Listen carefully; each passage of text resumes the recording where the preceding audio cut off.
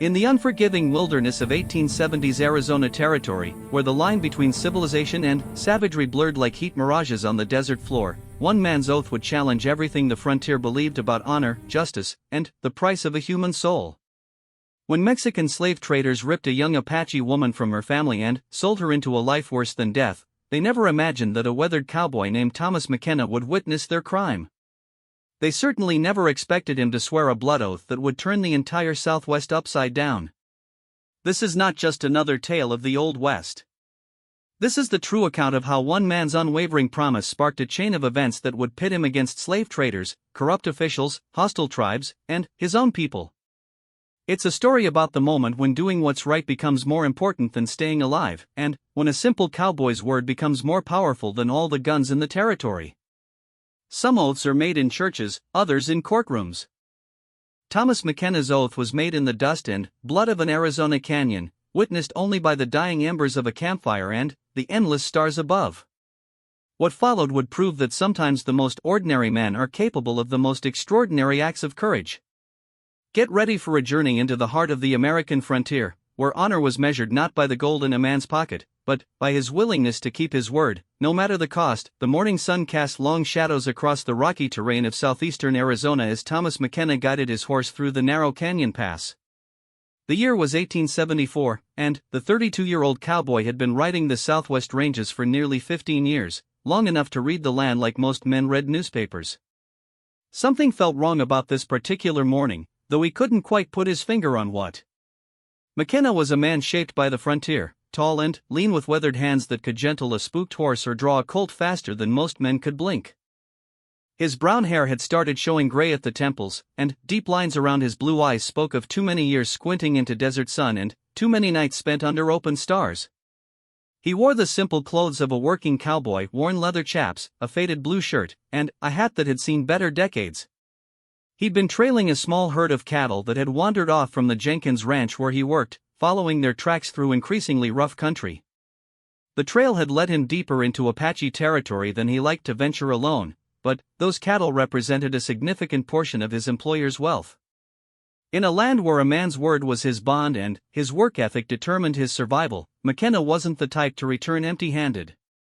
The canyon walls rose on either side of him, red sandstone carved by centuries of flash floods into fantastic shapes that seemed to watch his progress. His horse, a sturdy paint named Bandit, picked his way carefully over the rocky ground, ears swiveling at every sound. McKenna had learned long ago to trust his horse's instincts, and right now Bandit seemed as uneasy as his rider. As they rounded a bend in the canyon, McKenna caught sight of smoke rising from what looked like a camp ahead. He reined in Bandit and studied the scene carefully. 3 men sat around a small fire, and, even from a distance, something about them set off alarm bells in McKenna's mind. They weren't cowboys or prospectors, their clothes were too fine, their horses too well-groomed for honest frontier work. McKenna dismounted and led Bandit closer, using the canyon walls for cover. As he drew nearer, he could hear voices speaking in Spanish, and what he saw made his blood run cold. The 3 men were clearly Mexican traders, but the bundle lying near their fire wasn't cargo. It was a young woman, bound hand and foot, her dark hair marking her as Apache. The woman couldn't have been more than 20 years old. Even from his concealed position, McKenna could see the defiant fire in her dark eyes, the way she held her chin high despite her circumstances. Her traditional Apache dress was torn and dirty, evidence of a struggle, but her spirit seemed unbroken. She watched her captors with the careful attention of a predator waiting for an opportunity. The Mexican traders were discussing their plans in rapid Spanish, unaware they had an audience. McKenna's years on the frontier had given him enough knowledge of the language to understand the general thrust of their conversation, and what he heard filled him with rage. They were debating whether to sell the woman to buyers in Mexico or to take her to one of the remote mining camps where Apache women were prized as slaves. One of the traders, a heavy-set man with gold teeth, seemed to be the leader. He gestured toward the woman while explaining how much money they could make from her sale. The casual way he discussed selling another human being, as if she were no different from livestock, made McKenna's hand drift toward his gun. The second trader, younger and nervous, kept glancing around as if expecting trouble.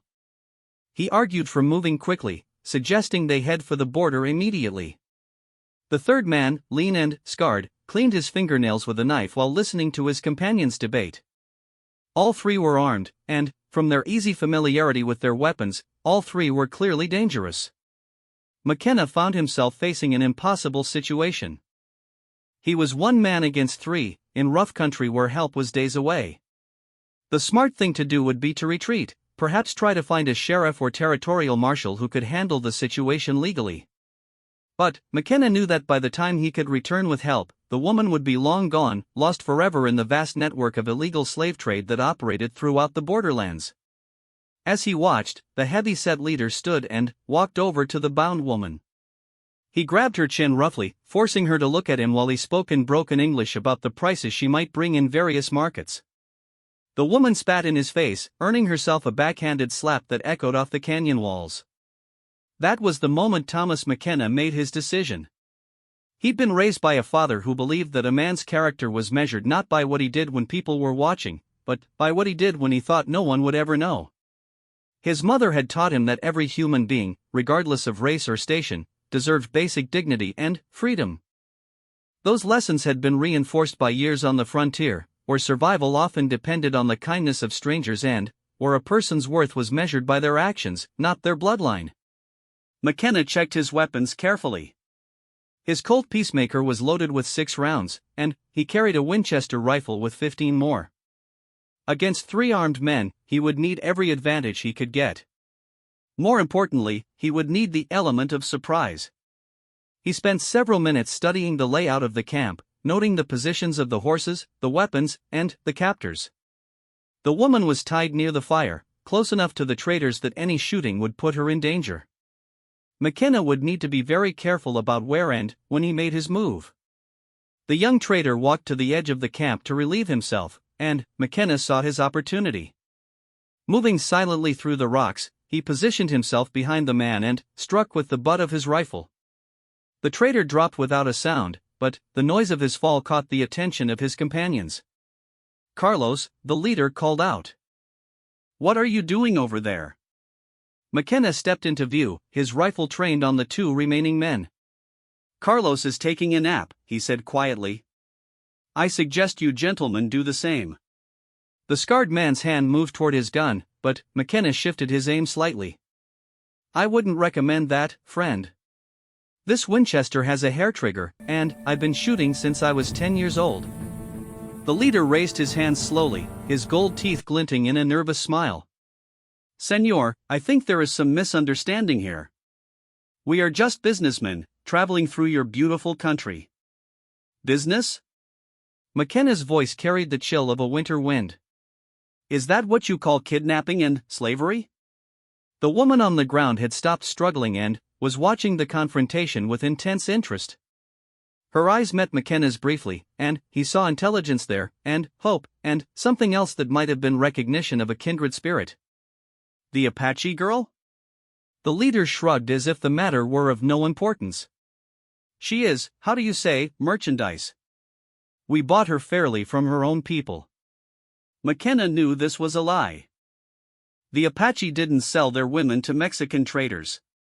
This woman had been taken by force, probably during a raid on her village or while she was traveling alone. The evidence of her treatment was written in the bruises on her face and the desperate way she tested her bonds. "Here's what's going to happen," McKenna said, his voice steady despite the adrenaline coursing through his system. "You're going to untie the lady, you're going to gather up your unconscious friend, and you're going to ride out of this canyon. If I ever see you in Arizona territory again, I'll kill you where you stand." The scarred man laughed harshly. "One gringo cowboy against 3 of us? You are either very brave or very stupid, amigo." "Maybe both," McKenna admitted. "But I'm the one holding the rifle." The standoff continued for several tense moments, each man calculating odds and looking for advantages. McKenna could see the wheels turning in the leader's head, weighing the value of the woman against the risk of a gunfight. The scarred man looked ready to try his luck regardless of the consequences. It was the woman who broke the deadlock. Despite her bonds, she managed to roll toward the fire and knock over the coffee pot, sending hot liquid and steam toward the 2 traders. The distraction lasted only seconds, but it was enough. McKenna put a rifle bullet through the scarred man's shoulder, spinning him around and sending his gun flying. The leader dove for cover behind their supplies, fumbling for his weapon. McKenna worked the lever on his Winchester and put another round into the dirt inches from the man's head. "Next one won't miss," McKenna called out. "Drop the gun and step away." The fight went out of the leader like air from a punctured balloon. He threw his pistol aside and raised his hands, cursing in Spanish. The scarred man sat on the ground, clutching his wounded shoulder and glaring at McKenna with pure hatred. McKenna kept his rifle trained on the two conscious traitors while he used his knife to cut the woman's bonds. As soon as her hands were free, she grabbed the leader's discarded pistol and pointed it at her former captors with hands that were perfectly steady. "Ma'am," McKenna said gently, "I appreciate the help, but I don't think we need to kill them." The woman looked at him with surprise, then spoke in careful English. "You would let them live? After what they have done?" McKenna was startled by her fluent English, but he kept his focus on the situation at hand. "Killing them won't undo what they did, and it might bring more trouble down on both of us. Sometimes the best revenge is knowing they have to live with their shame." The woman considered this for a long moment, then slowly lowered the gun. McKenna could see the struggle in her face between the desire for revenge and what might have been respect for his position. "What is your name?" she asked. "Thomas McKenna, ma'am. I work cattle for the Jenkins spread, about 2 days' ride north of here. I am called Morning Star by my people. Why did you risk your life for someone you do not know?" McKenna helped her to her feet, noting that despite her ordeal, she moved with natural grace and dignity. "Because it was the right thing to do, ma'am. A person's worth isn't determined by the color of their skin or the tribe they were born into." Morningstar studied his face carefully, as if trying to read the truth of his words in his expression. Whatever she saw there seemed to satisfy her, because she nodded slowly. "You are not like other white men I have known," she said. "I hope that's a good thing, ma'am." McKenna forced the two conscious traitors to load their unconscious companion onto his horse, then confiscated their weapons and ammunition. He kept the scarred man's horse as well, figuring it was small compensation for the crimes they'd committed. "You have made enemies today, cowboy," the leader warned as he climbed onto his horse. "We have friends who will not forget this insult." "Then, they'll know where to find me," McKenna replied calmly. "I work the Jenkins Ranch. Anyone who has business with me is welcome to come calling." The traitors rode away, the wounded man swaying in his saddle and the leader's curses echoing off the canyon walls. McKenna watched them go with mixed feelings. He'd done what he thought was right, but he knew it would likely bring consequences he couldn't anticipate. Morningstar stood beside him, still holding the confiscated pistol. "They spoke truth," she said. "They will remember this day, and they will want revenge." "I know," McKenna said. "But I couldn't live with myself if I'd ridden away and left you in their hands." She turned to face him fully, and McKenna was struck by the intelligence and strength in her dark eyes. This was no helpless victim, but a woman of substance who had been temporarily overcome by circumstances beyond her control. "My people believe that when someone saves your life, they become responsible for what you do with that life," she said. "It is a sacred bond, not to be taken lightly." McKenna felt the weight of her words, understanding that she was offering something more than simple gratitude. In her culture, he had taken on a responsibility that went far beyond the immediate rescue. "Ma'am, I just did what any decent man would do. I don't expect anything in return." "That is why you are worthy of it," she replied. "Thomas McKenna, I swear by the spirits of my ancestors that your kindness will not be forgotten. If the day ever comes when you have need, I will answer that call, even if it costs me my life." The solemnity of her oath sent a chill down McKenna's spine. He realized he was witnessing something sacred in her culture, a binding promise that carried weight he was only beginning to understand. "I'm honored by your words," he said simply. "But, right now, let's focus on getting you home safely. Where is your village?" Morningstar's expression darkened. "There is no village to return to. The Mexican traders, they were not the first to visit my people. Soldiers came 3 days ago. There was a fight. many died. McKenna felt his heart sink. The Apache Wars had been raging for years, with atrocities committed on both sides and innocent people caught in the middle. The thought that Morningstar had lost her family and home made her capture by the slave traders even more tragic. "I'm sorry," he said, and meant it. "Do you have other family? Other tribes that might take you in?" "There are distant cousins among the Chiricahua, but they are many miles south, and the way is dangerous for a woman traveling alone." She looked at him with something that might have been hope. "The traders spoke truly when they said you have made enemies." "They will return, with more men and guns." "Your ranch is not safe." McKenna had already reached the same conclusion, but hearing it confirmed by someone who understood the criminal networks of the borderlands made it feel more real. He'd saved Morningstar's life, but in doing so, he'd painted a target on his back that would be difficult to remove. "Then, we'd better be ready for them," he said. "But, first, let's get out of this canyon." No point in making it easy for them to find us. As they gathered the supplies and weapons left behind by the traders, McKenna found himself thinking about the oath Morningstar had sworn. In her culture, such promises were sacred bonds that lasted for life. In his own way, he felt the weight of a similar obligation. He had chosen to intervene in her fate, and now their destinies were intertwined whether he'd planned it or not. The sun was climbing higher as they prepared to leave the canyon, and McKenna knew they had a long, dangerous journey ahead of them. But, as he helped Morningstar onto one of the horses, he felt a strange sense of rightness about the whole situation. Sometimes a man's path in life was determined not by his plans, but by the choices he made when faced with moral tests. He had chosen to stand for justice over safety, for human dignity over personal convenience. Whatever consequences the choice brought, Thomas McKenna was prepared to face them with his head held high and his conscience clear. The real test, he suspected, was still to come. 3 days after the canyon rescue, Thomas McKenna and Morningstar arrived at the Jenkins Ranch as the sun painted the western sky in shades of orange and red. The sprawling operation sat in a natural valley between two ridges of red rock, with the main house, bunkhouse, barn, and corrals arranged around a central yard. Cottonwood trees lined a small creek that provided precious water for the cattle and horses. Jake Jenkins emerged from the main house as they rode into the yard, his weathered face showing surprise and concern. The ranch owner was a fair man in his 50s who had built his spread from nothing through hard work and honest dealing. He'd known McKenna for 8 years and trusted him completely, but the sight of his top hand arriving with an Apache woman was enough to raise questions. "Tom," Jenkins called out, walking over to meet them. "We were starting to worry about you." "Did you find those strays?" "Found them and a lot more besides," McKenna replied, dismounting from Bandit. He helped Morningstar down from her horse, noting how she carried herself with quiet dignity despite the curious stares from the ranch hands who had gathered to see what was happening.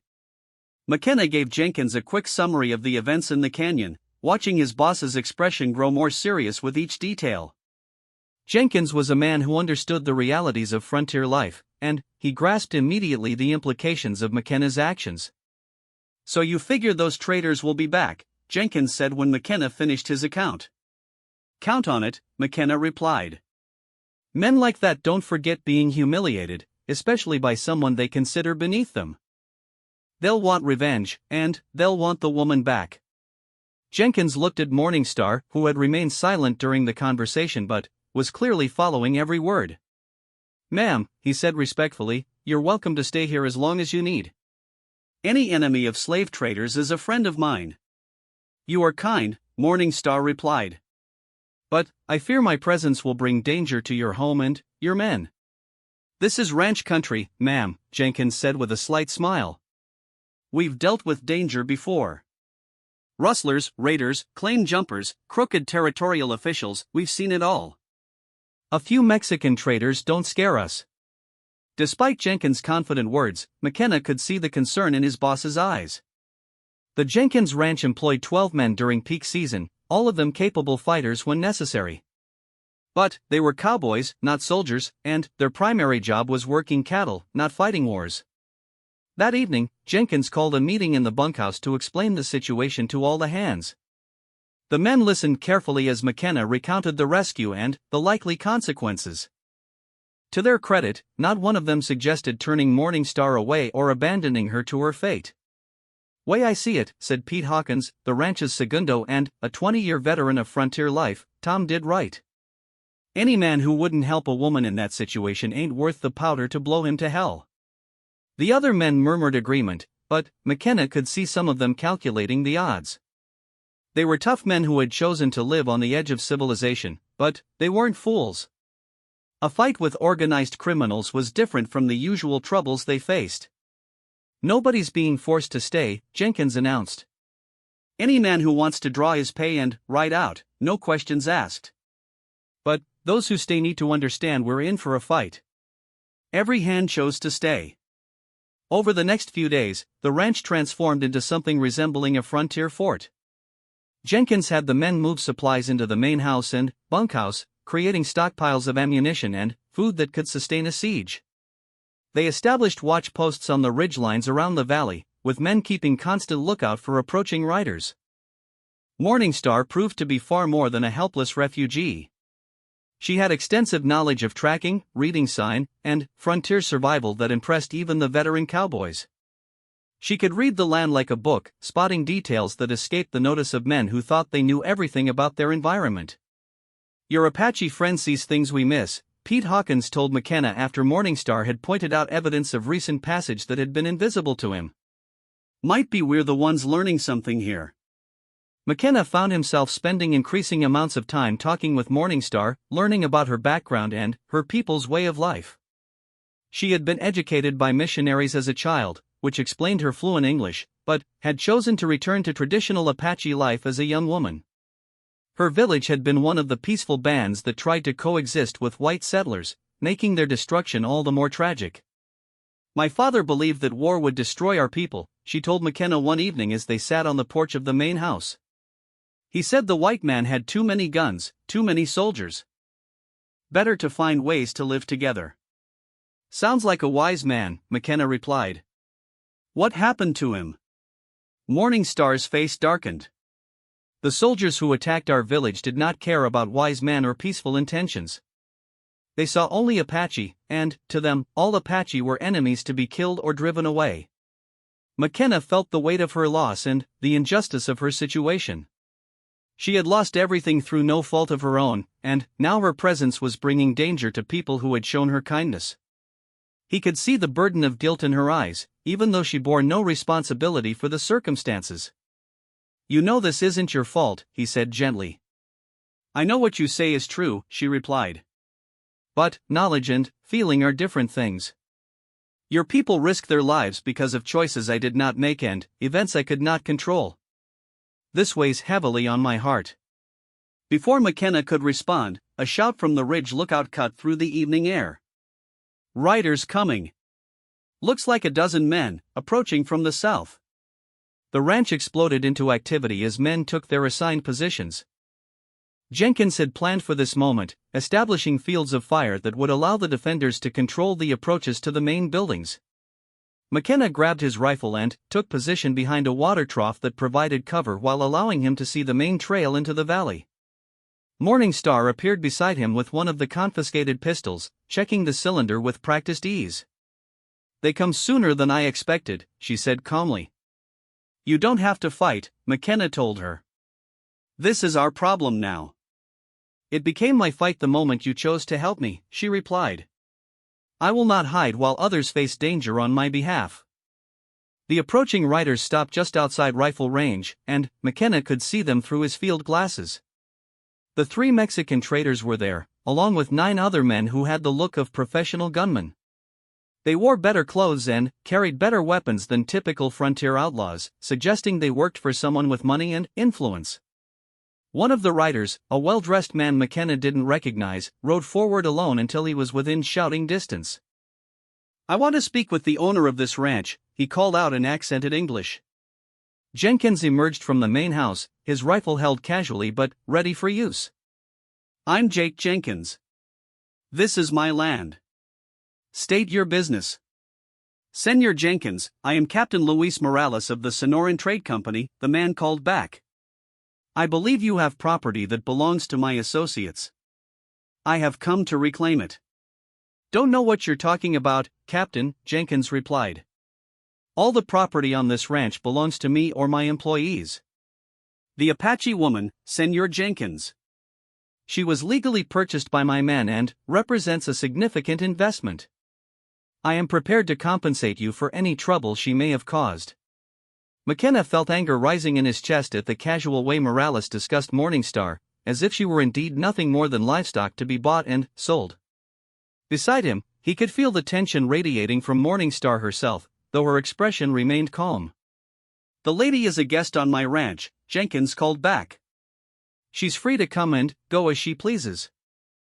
If you have legal claims concerning her status, you can present them to the territorial court in Tucson." Morales laughed, a sound that carried clearly across the distance. "Senor Jenkins, we are far from Tucson and farther still from any law that would concern itself with the fate of one Apache woman. I offer you one last chance to be reasonable. Return the woman, and my men, and I will leave peacefully. And if I refuse? Then, we will take her by force, and anyone who stands in our way will suffer the consequences." Jenkins was quiet for a long moment, and McKenna could see him weighing the odds. 12 men against 12, but the attackers had the advantages of mobility and the option to withdraw if things went badly. The defenders had the advantages of cover and prepared positions, but they were committed to protecting not just themselves but also the ranch buildings and livestock. "Captain Morales," Jenkins finally called back, "I've got a counter-proposal for you. You and your men turn around and ride back to Mexico, and I won't report your slave trading activities to the territorial marshal." "You disappoint me, Senor Jenkins. I had hoped we could resolve this matter like civilized men." Morales wheeled his horse and rode back to his men, and McKenna could see them having an animated discussion. After a few minutes, the group split up, with some riders moving to circle around the valley while others remained in their original position. "They're going to try to surround us," Pete Hawkins called from his position near the barn. "Classic tactic, pin us down from one direction while the others come at us from behind." Jenkins quickly reorganized the defense, sending men to watch the back approaches while maintaining enough firepower to deal with a frontal assault. McKenna found himself assigned to watch the eastern approach, along with Morningstar and 2 of the younger ranch hands. As the sun set, the valley fell into an uneasy quiet. McKenna could see movement in the rocks above them, shadows that might have been men getting into position for an attack. The waiting was almost worse than the fighting would be, giving everyone too much time to think about what was coming. "Tom," Morningstar said quietly, "there is something you should know about Captain Morales and his company." "What's that?" "They are not just slave traders. They work for powerful men in Mexico who have agreements with corrupt officials on both sides of the border. They have protection that goes beyond what you might expect from common criminals." McKenna absorbed this information with growing concern. If Morningstar was right, the ranch wasn't just facing a group of outlaws seeking revenge. They were up against an organized criminal enterprise with political connections and legal protection. "How do you know this?" he asked. "The traders spoke of it while I was their prisoner. They were confident they could take and sell Apache women because they had guarantees from their superiors that there would be no legal consequences. They mentioned names of officials who had been paid to look the other way. This revelation changed everything. Even if they successfully fought off this attack, there would likely be others. The ranch had become a target not just of criminals, but of an entire network that operated with virtual impunity across the borderlands. "We need to tell Jenkins," McKenna said. Before Morningstar could respond, the attack began. Rifle fire erupted from multiple directions as Morales' men opened up on the ranch buildings. Bullets whined overhead and splintered wood as the defenders dove for cover. McKenna returned fire toward the muzzle flashes on the ridge, trying to keep the attackers from getting a clear shot at anyone moving in the yard. The battle was intense but brief. The attackers had hoped to achieve surprise and overwhelm the defenders quickly, but Jenkins' preparations paid off. The ranch hands were well positioned and determined, and their return fire was accurate enough to make the attackers pay for every shot. After 20 minutes of fierce fighting, the shooting gradually died away. McKenna could hear shouting in Spanish from the rocks above, and then, the sound of horses moving rapidly away from the valley. "Hold your positions," Jenkins called out. "This might be a trick." They waited another hour before sending out scouts to confirm that the attackers had indeed withdrawn. The ranch had suffered some damaged bullet holes in the buildings and one horse killed in the corral, but no one had been seriously wounded. "They'll be back," Pete Hawkins said grimly as the men gathered in the main house to assess the situation. "That was just a probe, testing our defenses." Morning Star confirmed this assessment. "Captain Morales is not a man who accepts defeat easily. He will return with more men and a better plan." McKenna found himself facing a difficult decision. His actions had saved Morning Star's life, but they had also put innocent people in danger. The honorable thing to do might be to leave the ranch and take the fight away from the people who had shown him loyalty and friendship. But, as he looked around the room at the faces of men who had chosen to stand with him despite the danger, he realized that some fights couldn't be avoided by running away. The network that Morning Star had described wouldn't be satisfied with just getting her back. They would want to make an example of anyone who had defied them. "We need to get word to the territorial marshal," Jenkins said. "If what Morning Star says is true about political corruption, we need someone in authority who can't be bought." "That's a 2-day ride to Tucson," McKenna pointed out. "And there's no guarantee we can find someone clean when we get there." "Then, we make our stand here," Jenkins replied firmly. "This is my land, and I'll be damned if I'll let a bunch of slave traders run me off it." The other men nodded agreement, and McKenna felt a surge of pride in the kind of men he worked with. They were facing odds that any reasonable person would consider hopeless, but they were willing to fight for principles that went beyond their own safety. As the men dispersed to set up guard rotations and repair damage from the attack, Morning Star approached McKenna. "You have good friends," she said. "Not many men would risk so much for someone they barely know." "They're not just fighting for you," McKenna replied. "They're fighting for the idea that right matters more than might." "That's something worth dying for." Morning Star nodded slowly. "My people have a saying, the spirits favor those who stand for justice, even when standing costs them everything." "I believe your friends understand this truth." McKenna looked out into the darkness beyond the ranch buildings, knowing that somewhere in that vast wilderness, Captain Morales was planning his next move. The first battle was over, but the war was just beginning. Whatever came next, Thomas McKenna was committed to seeing it through. He had given his word to protect Morning Star, and that word was his bond. In the harsh crucible of the frontier, a man's integrity was often the only thing that separated him from the animals. The oath he had sworn in the canyon had been witnessed only by the stars, but it was as binding as any promise made in a church or courthouse. Whatever the cost, he would keep his word. Even if it killed him. Captain Luis Morales returned 5 days later with 30 men and a wagon full of supplies, making it clear that he intended to starve out the defenders rather than risk another costly frontal assault. McKenna watched through field glasses from the ridge as the attackers established a camp just out of rifle range, complete with tents, cooking fires, and sentries positioned to watch every approach to the ranch. "They're settling in for a long siege," Pete Hawkins observed, studying the enemy camp through his own binoculars. "That's smart tactics. Time is on their side if they can cut off our supplies and water." McKenna had to agree with the assessment. The ranch had enough food and ammunition for perhaps 2 weeks if they were careful, but water was a more immediate concern. The creek that supplied the ranch ran down from the mountains through a narrow pass that Morales' men could easily control. Jenkins gathered his men in the main house for a war council.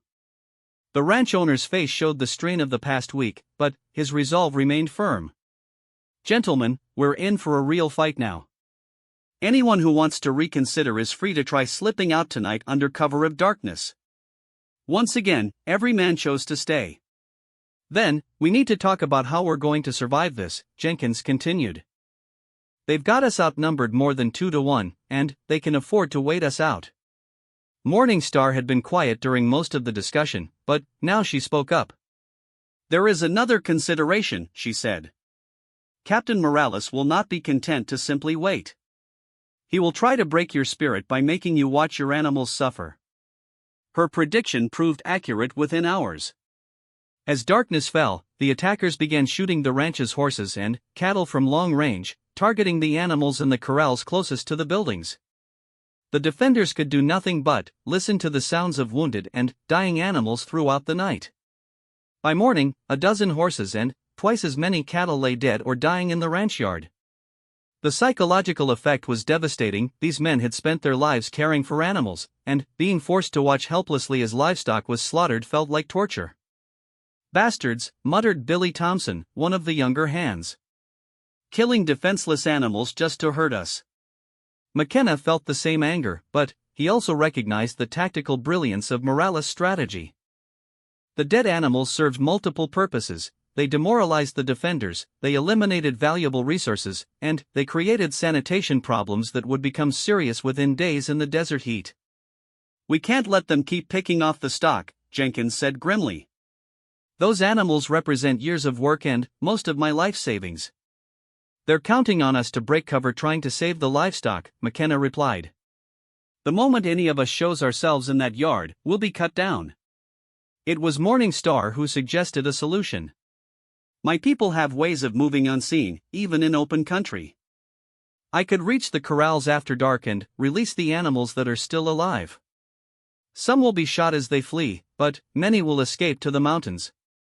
"Too dangerous," McKenna said immediately. "If they catch you." "If they catch me, I will die quickly rather than slowly," Morning Star replied with pragmatic calm. "But they will not catch me. I have been moving unseen through hostile territory since I was a child." Jenkins looked torn between hope and concern. "Ma'am, I can't ask you to risk your life for my livestock."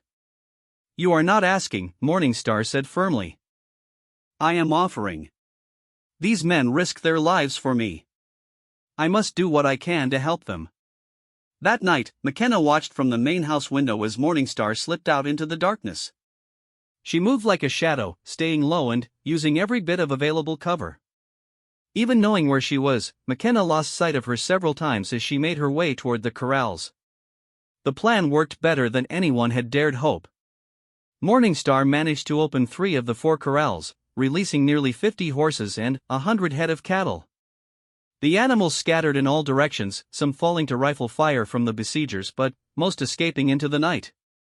The attackers, caught off guard by the sudden stampede, wasted precious ammunition shooting at shadows. Morning Star returned to the house just before dawn, her dark clothes torn and dusty but her spirit triumphant. "Your animals are free," she reported to Jenkins. "Many will survive in the mountains." "You did good, ma'am," Jenkins said with genuine gratitude. "Better than good, you saved what took me 20 years to build." But their temporary victory was overshadowed by a new development. As the sun rose, McKenna could see riders approaching the enemy camp from the south, reinforcements that brought Morales' force to nearly 50 men. Worse yet, the new arrivals included what appeared to be a cannon, an old mountain howitzer that had probably been surplus from the recent Apache wars. The weapon was small enough to be transported by pack mules, but large enough to reduce the ranch buildings to rubble within hours. "Well," Pete Hawkins said philosophically as he studied the cannon through his field glasses, "that changes things considerably." McKenna had to agree. The ranch buildings might stop rifle bullets, but they wouldn't stand up to artillery fire. Morales now had the ability to destroy their defenses at will, forcing them into the open where his superior numbers would quickly overwhelm them. "How long before they get that gun set up and ready to fire?" Jenkins asked. "Couple of hours, maybe 3, McKenna estimated. They'll want to position it carefully for maximum effect." Morning Star studied the enemy positions with professional interest. "The gun will be their weakness as well as their strength," she observed. "It requires many men to operate and protect, which means fewer men available for other duties." McKenna saw where her thinking was leading. "You're suggesting we attack them before they can use it against us?" "I am suggesting that sitting here waiting to be destroyed is not a strategy that leads to victory," she replied. "Sometimes the only defense is attack." Jenkins looked around at his men, reading the determination in their faces. They all understood that their situation had become desperate, but none of them seemed ready to surrender or flee.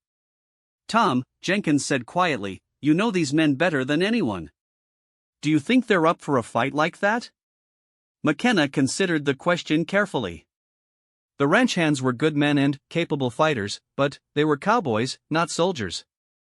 Asking them to leave the safety of their defensive positions and attack a superior force in open ground was asking a lot. They'll follow wherever we lead, he said finally. The question is whether we have the right to ask them to. Before anyone could answer, young Billy Thompson spoke up from his position at the window. Begging your pardon, boss, but I don't think any of us signed on to die behind a barricade waiting for a cannon to blow us to pieces. If we're going to go down, I'd rather go down fighting. The other men murmured agreement, and McKenna felt a surge of pride in their courage. These men had already proven they were willing to fight against long odds for principles that mattered more than their own safety. Then, we attack tonight, Jenkins decided. But we do it smart. Morningstar, can your people help us move unseen? I can teach you some techniques, she replied. But your men are not Apache warriors. We must use tactics that play to their strengths rather than asking them to become something they are not. Over the next several hours, they developed a plan that was audacious in its simplicity. Rather than attempting a direct assault on the enemy camp, they would focus on destroying or capturing the cannon. Without their artillery advantage, Morales' men would be back to the same siege tactics that had already proven unsuccessful. The plan called for the ranch hands to create a diversion on one side of the valley while McKenna, Morningstar, and 2 volunteers made their way to the cannon position. Once they neutralized the artillery, the entire force would retreat back to the ranch buildings before Morales could organize an effective response.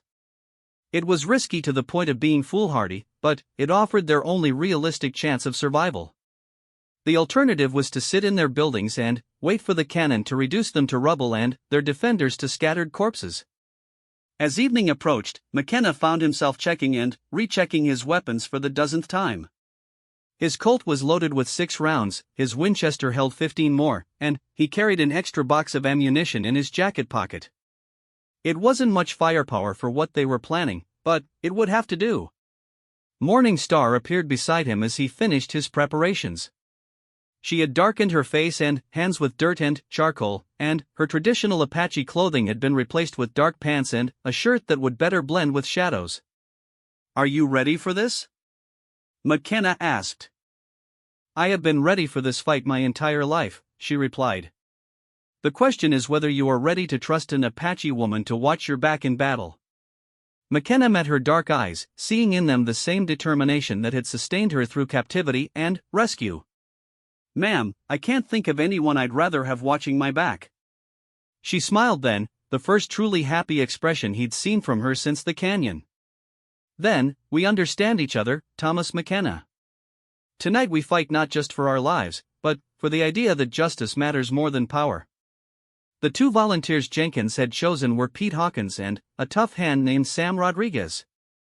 Both men were veterans of frontier conflicts and could be counted on to keep their heads under fire. More importantly, both had volunteered knowing full well that they might not survive the night. As darkness fell, the diversionary team moved out first, carrying bundles of burning sage that they would use to create the illusion of a larger force moving through the rocks on the western side of the valley. The smoke and flickering light should draw the attention of Morales' sentries while masking the approach of the strike team. McKenna's group waited until the diversion was in full swing before beginning their own movement. They traveled in single file with Morningstar leading, following game trails and dry washes that provided natural concealment. The Apache woman moved through the darkness with supernatural silence, seeming to anticipate obstacles before encountering them. It took them nearly 2 hours to work their way around the valley to a position overlooking the enemy camp. From their vantage point among the rocks, McKenna could see the cannon clearly, an old 6-pounder with a bronze barrel that gleamed dully in the light from the campfires. The gun was positioned on a small rise that commanded an excellent view of the ranch buildings, with 4 men assigned to guard it and the ammunition wagon nearby. The rest of Morales' force was scattered throughout the camp, with most of their attention focused on the western ridge where the diversionary team was creating their distraction. "For guards," Pete Hawkins whispered. "We can take them quiet-like if we're careful." Morningstar studied the layout with professional interest. 2 sentries walking patrol, 2 sitting by the ammunition. We take the walkers first, then, the others before they can raise an alarm. They spent another hour watching the guards and timing their movements, looking for patterns and vulnerabilities. The 2 patrol sentries followed predictable routes that brought them close to the rocks where the strike team was hidden. The guards by the ammunition wagon seemed relaxed and inattentive, more concerned with staying warm than watching for enemies. "Sam, you take the sentry on the left when he comes around those rocks," McKenna whispered. "Pete, the one on the right is yours. Morningstar and I will handle the 2 by the wagon." The men nodded understanding, and they settled down to wait for the right moment.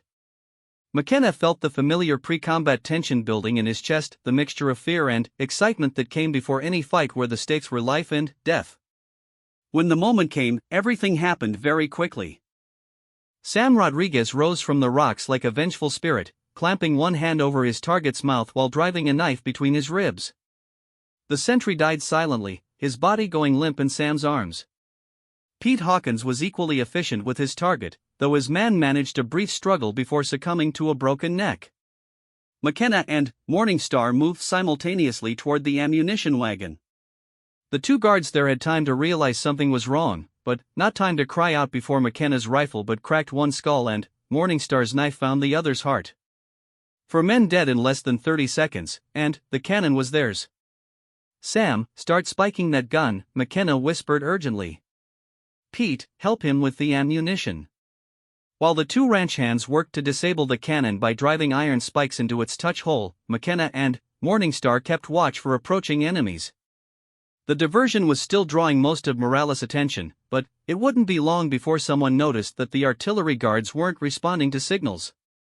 "Done," Sam reported after what felt like hours but was probably only minutes. "That gun won't fire again without major repairs." They also managed to destroy most of the cannon's ammunition by scattering the powder charges and ruining the fuses. Even if Morales brought in another gun, he would have limited ammunition for it. "Time to go," McKenna said, leading the way back toward the rocks where they had approached. But, as they prepared to withdraw, Morningstar caught his arm. "Wait," she whispered. "Listen." McKenna strained his ears and heard what had caught her attention, the sound of horses moving in the darkness, coming from the direction of their planned escape route. Someone was moving to cut off their retreat. "They figured out what we were doing," Pete Hawkins said grimly. "We're cut off." McKenna's mind raced through their options. They could try to fight their way out, but that would mean facing unknown numbers in the dark with limited ammunition. They could try to find another way back to the ranch, but that would mean traveling through unfamiliar territory with enemies all around them. Or they could do something completely unexpected. "We're not going back to the ranch," McKenna decided. "We're going to their main camp." The others stared at him in disbelief. "Tom," Pete said carefully, "I think maybe the strain is getting to you." "That's about the worst idea I've ever heard." "Think about it," McKenna explained quickly. "They've sent men to block our retreat because they expect us to run. The last place they'll look for us is in their own camp. We hide there until morning, then slip away when they're distracted looking for us." Morningstar nodded slowly, understanding the logic. "It is bold," she said. "Bold enough that it might work. Or bold enough to get us all killed," Sam Rodriguez muttered. But he checked his weapons and prepared to follow McKenna's lead. They spent the rest of the night hidden among the rocks and supply wagons of Morales' camp, listening to the sounds of search parties combing the hills for them. Several times, enemy soldiers passed within arm's reach of their hiding places, but Morningstar's knowledge of concealment and the confusion created by the disabled cannon worked in their favor. As dawn broke, they could see the full extent of Morales' operation. The camp was larger and better organized than McKenna had realized, with enough supplies for a campaign lasting weeks. More disturbing were the cages in one section of the camp, sturdy wooden and iron cells that could only be meant for holding prisoners. "Look," Morningstar whispered, pointing toward one of the cages. Inside were 3 Apache women and a young girl, all bearing signs of rough treatment. They sat in dejected silence, staring at nothing with the hollow eyes of people who had given up hope. McKenna felt his blood turn to ice. The rescue of Morningstar hadn't been an isolated incident. Morales was running a systematic operation to capture and sell Apache women and children. The cages represented a level of organized evil that made his stomach turn. "We can't leave them," Morningstar said, and McKenna could hear the steel in her voice. "For extra people to get out," Pete Hawkins pointed out practically. "Makes a difficult situation a whole lot worse." "Makes it a necessary situation," McKenna replied. "We didn't come this far to leave innocent people in slavery." They spent the morning watching the camp and planning their next move. The guard rotation changed every 2 hours, creating brief windows of opportunity when the cages were less heavily watched. The prisoners appeared healthy enough to travel, though they would need help and encouragement. Tonight, McKenna decided. "We free the prisoners and, then, we all get out of this valley together." "And, go where?" Sam Rodriguez asked. "We're still in the middle of Apache country with 50 armed men hunting us." Morningstar had been quiet during this discussion, but now she spoke with quiet confidence. "There is a place," she said. "A hidden canyon 2 days' ride north. My people used it as a refuge during times of trouble. It has water, grass for horses, and only one way in or out." "Your people trust white men enough to let us into their secret places?" Pete asked skeptically. "They will trust the men who freed their women and children from slavery," Morningstar replied. "And they will follow someone who has proven worthy of an Apache woman's oath." McKenna realized she was talking about the sacred promise she had made to him in the canyon. In Apache culture, such oaths created bonds that extended to entire families and clans. By honoring her debt to him, Morningstar could offer protection from her people that might be their only hope of survival. The day passed slowly as they waited for darkness and their chance to complete a rescue that had grown far beyond anything McKenna had originally envisioned. What had started as saving one woman from slave traders had evolved into a mission that could save several lives and strike a meaningful blow against an organized criminal network. But, as the sun began to set and they prepared for what might be their final desperate gamble, McKenna knew that whatever the outcome, they were fighting for something larger than their own survival. They were fighting for the principle that human dignity was more important than profit, that justice was worth any risk, and that some oaths were sacred enough to die for. The real test was still ahead of them. The rescue of the captive Apache women began just after midnight when the camp settled into its quietest period. McKenna and his team had spent the day observing guard patterns and identifying the safest approach to the prison cages. They had also located the enemy's horse corral, knowing they would need fresh mounts for 7 people if they hoped to outdistance pursuit. Morningstar took the lead as they crept through the shadows between the supply wagons and sleeping areas. Her ability to move silently was almost supernatural. Even when McKenna knew exactly where she was, he could barely detect her movement. Pete Hawkins and Sam Rodriguez followed with equal care, their years of frontier experience serving them well in the deadly game of stealth. The first challenge came when they reached the outer perimeter of the cage area. 2 guards sat by a small fire, playing cards and passing a bottle between them. They were alert enough to spot any direct approach, but their attention was focused inward toward the prisoners rather than outward toward potential threats. McKenna gestured for his companions to wait while he studied the situation. The guards were positioned so that eliminating one would certainly alert the other, and any fight would likely wake the entire camp. They needed a different approach. Morningstar solved the problem with characteristic directness. She picked up a small stone and threw it into the darkness beyond the guard's position, creating a sound just loud enough to draw their attention. When both men turned to investigate, McKenna and Pete moved like striking snakes, rendering the guards unconscious with swift, silent blows to the head. The keys to the cages hung from the belt of one guard, and, within moments, McKenna was unlocking the first prison. The Apache women inside stared at him with a mixture of hope and disbelief, unable to immediately process that rescue had actually come. Morningstar spoke quickly to them in Apache, explaining who they were and what was happening. The response was immediate. The prisoners moved with quiet urgency, understanding that this might be their only chance at freedom. The oldest of the women was perhaps 30, with graying hair and the weathered face of someone who had endured great hardship. The youngest was barely more than a child, maybe 14 years old, with enormous dark eyes that held far too much knowledge of the world's cruelty. The other two were sisters, twins who moved with identical grace despite their ordeal. Can they travel hard? McKenna asked Morningstar quietly. She spoke briefly with the women, then nodded. They are strong. They will not slow us down. Getting 7 people and their weapons to the horse corral required careful coordination. McKenna divided them into 2 groups, with himself leading the rescued prisoners while Pete and Sam created a diversion on the opposite side of camp. The plan was simple: when the diversion drew attention away from the horse area, McKenna's group would move in and steal the mounts they needed.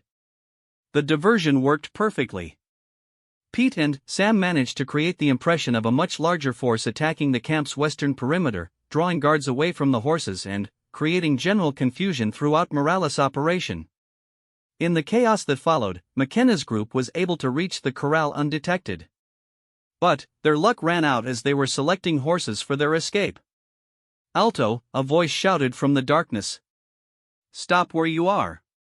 A Mexican soldier emerged from behind a supply wagon, rifle raised and ready to fire. More shouts erupted from other parts of the camp as the alarm spread. Their window of opportunity was closing rapidly. Morningstar moved before McKenna could react, throwing herself at the soldier and knocking his rifle aside just as it discharged. The bullet went wild, but the sound of the shot brought running feet from every direction. Within seconds, the horse corral was surrounded by armed men with lanterns and torches. So came the familiar voice of Captain Morales from the darkness beyond the lights. The famous Thomas McKenna reveals himself at last.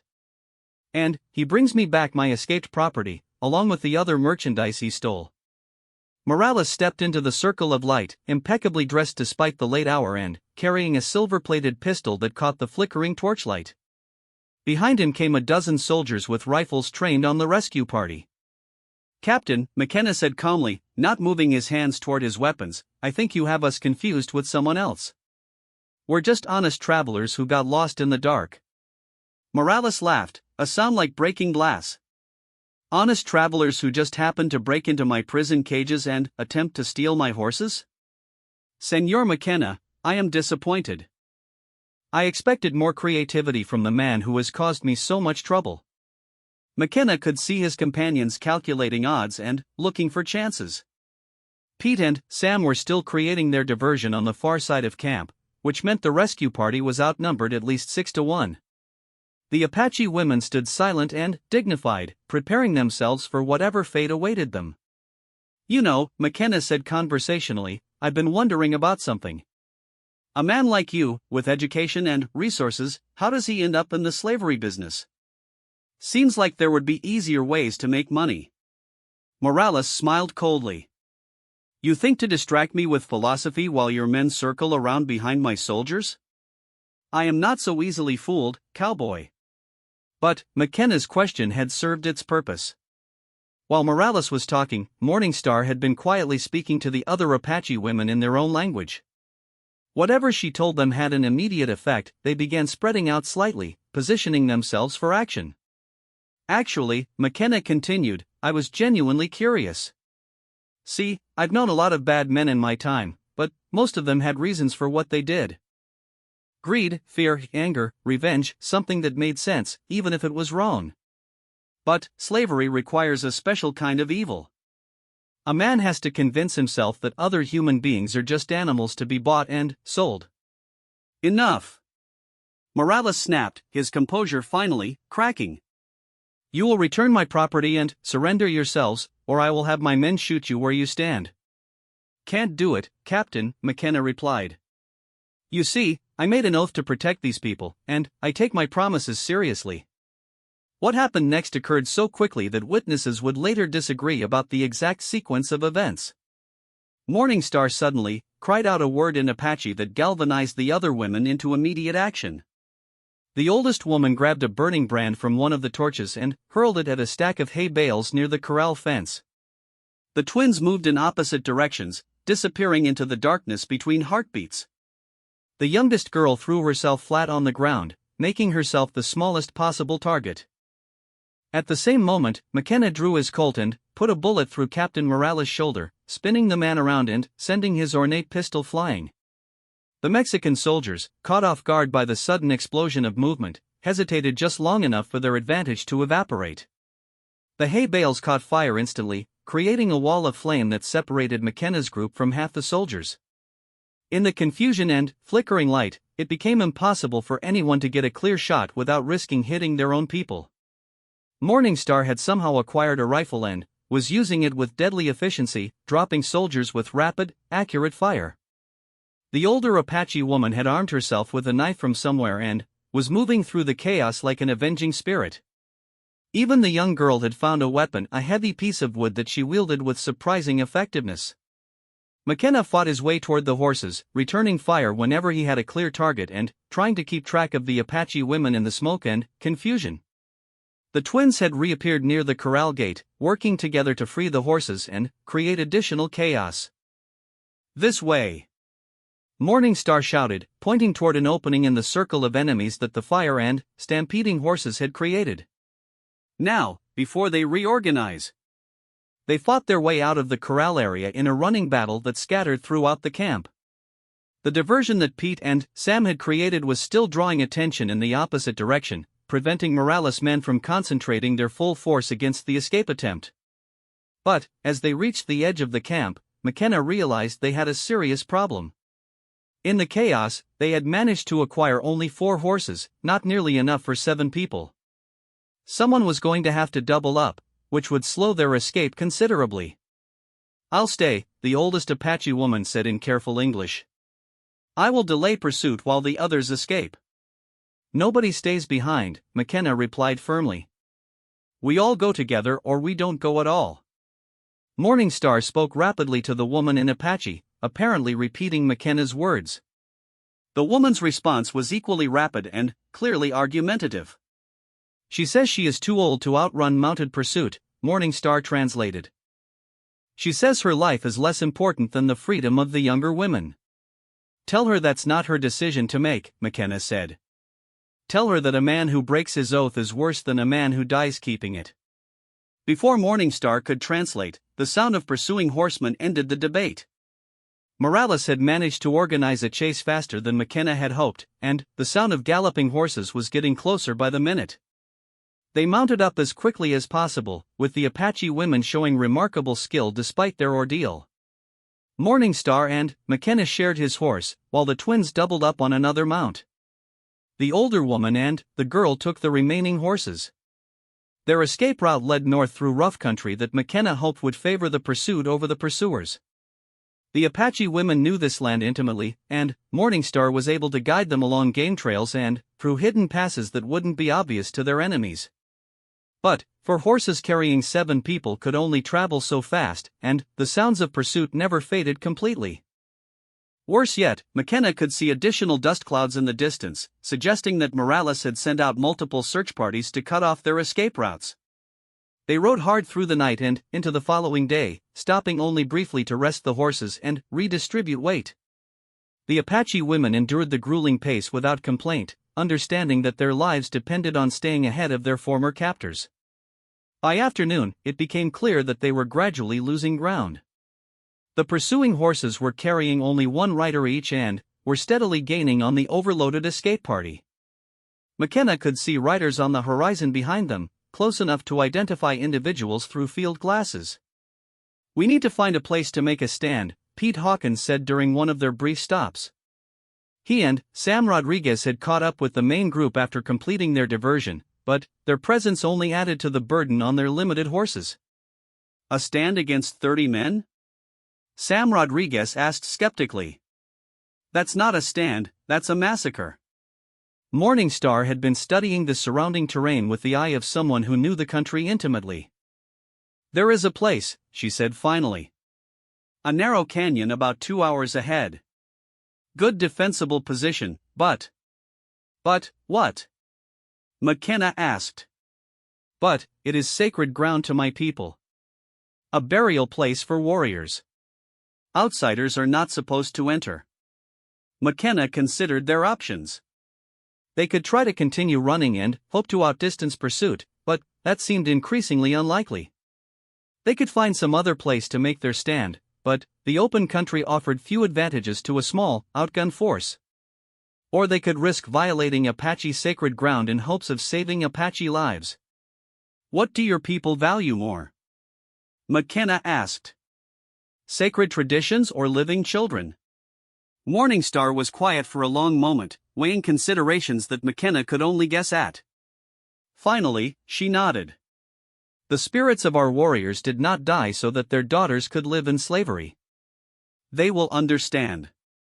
They reached the sacred canyon as the sun was beginning to set, painting the red rock walls in shades of fire and blood. The entrance was narrow enough that 2 men could hold it against an army, and the sides were too steep for anyone to climb without ropes and specialized equipment. But, as they entered the canyon, McKenna felt a chill that had nothing to do with the approaching darkness. The walls were covered with ancient petroglyphs and painted handprints, and scattered throughout the canyon floor were carefully arranged stone cairns that marked burial sites. They were entering a place where the Apache had laid their dead for generations, a sacred space that had never been violated by outsiders. McKenna could feel the weight of history and spirituality that surrounded them, and he wondered if his desperation had led them into a trap of a different kind. The Apache women moved through the burial ground with obvious reverence, speaking quietly in their own language and making gestures that McKenna didn't understand but clearly recognized as spiritual in nature. Even in their current desperate circumstances, they were careful not to disturb the ancient graves. Here, Morningstar said, indicating a position near the canyon entrance where fallen rocks provided natural fortifications. We can hold this position against many men, but we must be respectful of the spirits who guard this place. As they prepared their defensive positions, McKenna found himself thinking about the journey that had brought him to this point. What had started as a simple cattle drive had evolved into a rescue mission, then a siege, and now a last stand in an Apache burial ground. At each step, he could have made different choices that would have led to safety and comfort. But, as he looked at the faces of the women they had saved, he knew he would make the same choices again. Some things were worth any risk, any sacrifice. The oath he had sworn to Morningstar had become something larger, a commitment to justice that transcended personal safety or convenience. The sound of approaching horses echoed off the canyon walls as Captain Morales and his men arrived at the entrance. McKenna checked his weapons one final time and settled in behind his rocky barricade. Whatever happened in the coming fight, it would happen in a place where Apache warriors had been honored for centuries. There was something fitting about that, something that suggested the spirits of the dead might indeed understand why the living had brought their battle to this sacred ground. The final confrontation was about to begin. Captain Morales arrived at the canyon entrance with 28 men, the remainder of his force having been scattered by the confusion at the camp or left behind to guard supplies. Even with reduced numbers, his advantage was overwhelming, nearly 4-1 against defenders who were low on ammunition and exhausted from their desperate flight. Thomas McKenna watched through a gap in the rocks as Morales surveyed the canyon entrance, clearly calculating the cost of a direct assault against a fortified position. The Mexican officer was no fool. He understood that attacking uphill through a narrow passage would cost him dearly, even against a smaller force. "Senor McKenna!" Morales called out, his voice echoing off the ancient stone walls. "You have led me on an interesting chase, but this canyon will be your tomb. Surrender now, and I promise you a quick death. Continue to resist, and I will ensure your suffering lasts for days." McKenna didn't bother to respond. He was saving his breath and his ammunition for more important things. Beside him, Morningstar checked the cylinder of her confiscated pistol, her face calm despite their desperate situation. "The spirits of this place are strong," she said quietly. "I can feel their presence watching us." McKenna wasn't sure what to make of such talk, but he had learned to respect Morningstar's insights about things he didn't fully understand. If she sensed something significant about their surroundings, he was inclined to trust her judgment. The other Apache women had taken positions among the rocks with weapons they had acquired during their escape. None of them showed signs of fear, though they all understood the odds they faced. There was something almost supernatural about their composure, as if entering this sacred ground had transformed them from victims into something more formidable. Pete Hawkins and Sam Rodriguez flanked McKenna's position, both veteran fighters who had accepted their fate with the pragmatic calm of men who had always known they might die violently. They had chosen to stand with him, and now they would face whatever came together. "Tom," Pete said during a brief lull, "I want you to know it's been an honor riding with you. Whatever happens here, we did the right thing." McKenna nodded, too moved to speak. These men had followed him into an impossible situation based on nothing more than trust and shared principles. Whatever the outcome, their loyalty would be remembered as long as anyone survived to tell the story. Morales was taking his time organizing his assault, clearly hoping that the psychological pressure of waiting would break his enemy's resolve. But, as the minutes stretched into an hour, McKenna began to sense something unexpected in the Mexican officer's demeanor. Morales kept glancing around nervously, as if the canyon itself made him uncomfortable. His men seemed to share their commander's unease. Several times, McKenna observed soldiers crossing themselves and muttering what sounded like prayers. The ancient petroglyphs and burial cairns were having an effect on the attackers that went beyond simple tactical considerations. "They fear this place," Morningstar observed, following McKenna's gaze.